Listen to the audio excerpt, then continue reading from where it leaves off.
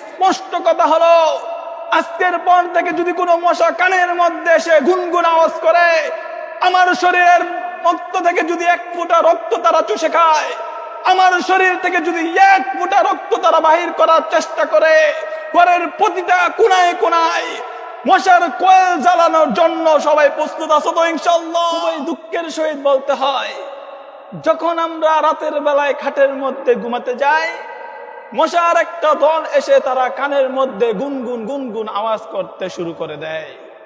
এই মশার গুনগুন জ্বালায় অনেক মানুষ আছে তারা ঘুমাতে পারে না। এই মশার গুনগুন জ্বালায় আমাদের আরামের ঘুমটাকে তারা হারাম করে দেয়।